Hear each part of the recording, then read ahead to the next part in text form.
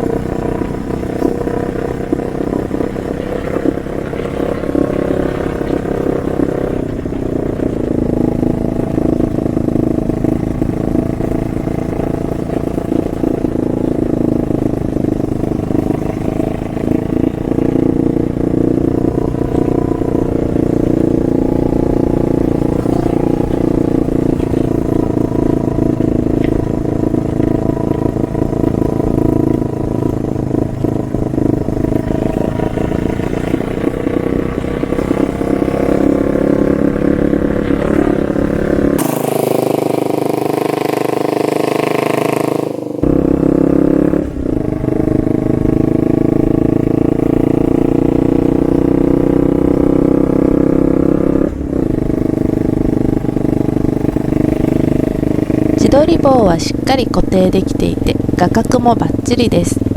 衝撃のたびにピントがずれてしまうのはオズモポケットの設定の問題でした。 GoPro や Insta360 などを使えばもっといい三人称視点が撮れると思います。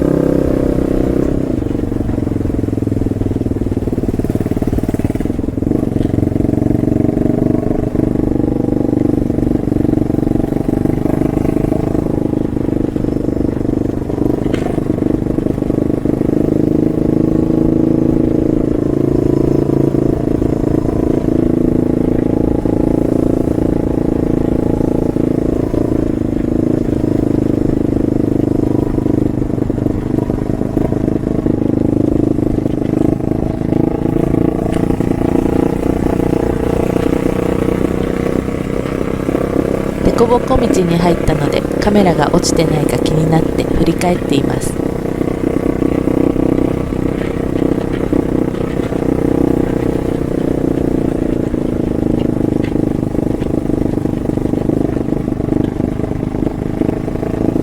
凸凹道でも自撮り棒やクランプはずれることなく固定されていました。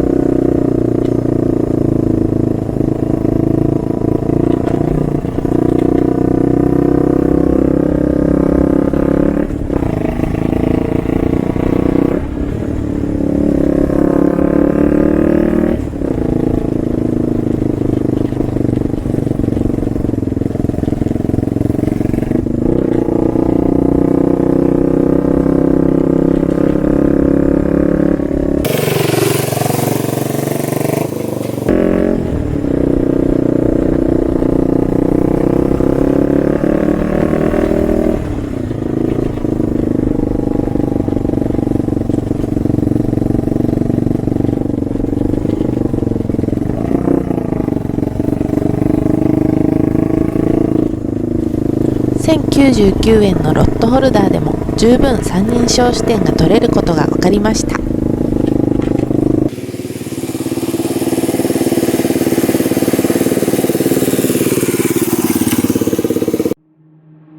Waste another day, eyes on my display. You say we need a change, and I feel that you mean it. You mean it. But you're so right, we're losing track of time. Buying things online, and it's not like we need them.